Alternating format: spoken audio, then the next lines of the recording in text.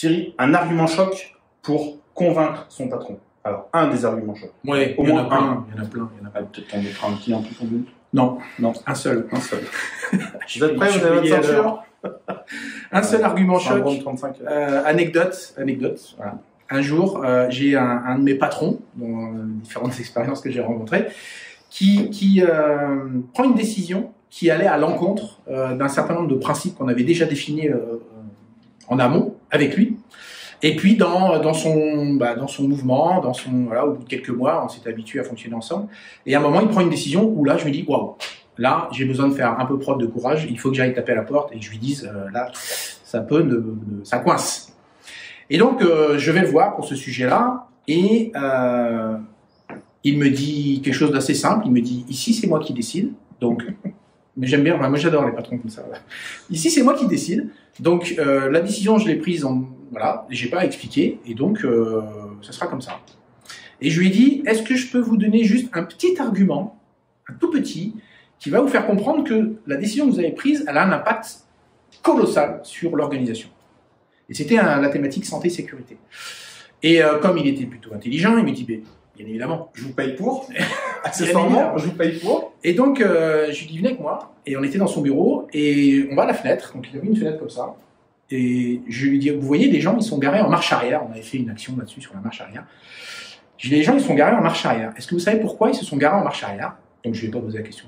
C'est moi qui lui ai apporté les réponses en même temps, parce que sinon, voilà. Je lui ai dit, les gens se sont garés en marche arrière pour deux raisons. La première, c'est que, on a mis des petites affiches, on a expliqué aux gens, on les a réunis, on leur a parlé des risques, et on leur a pas dit, si vous faites pas, machin. On a dit juste, voilà les problématiques sur un parking.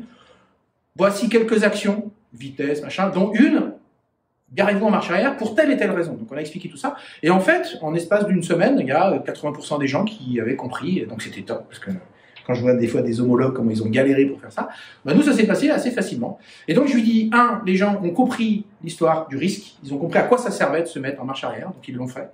Et la deuxième chose, et ils l'ont peut-être même fait en premier, ils ont regardé comment était votre voiture.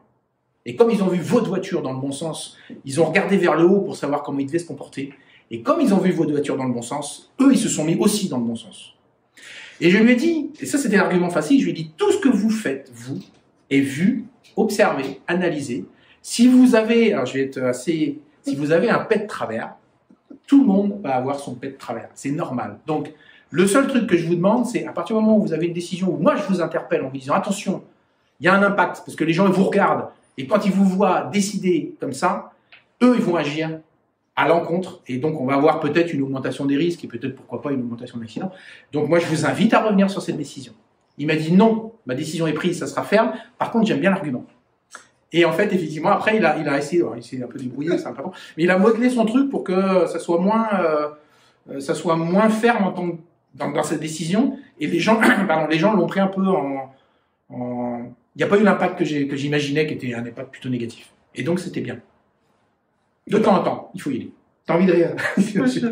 À une époque, j'ai un dirigeant qui se garait sur la place handicapée devant le siège. C'est pas mal. Et quand vous êtes sur le tarmac depuis quelques années et que lui il arrive et qu'il se gare en marche avant, c'est pas bon ça. Et il dit pourquoi en matière de sécurité ça progresse pas? Je dis, vous voulez qu'on parle de stationnement ou l'argument choc. C'est bon. Salut.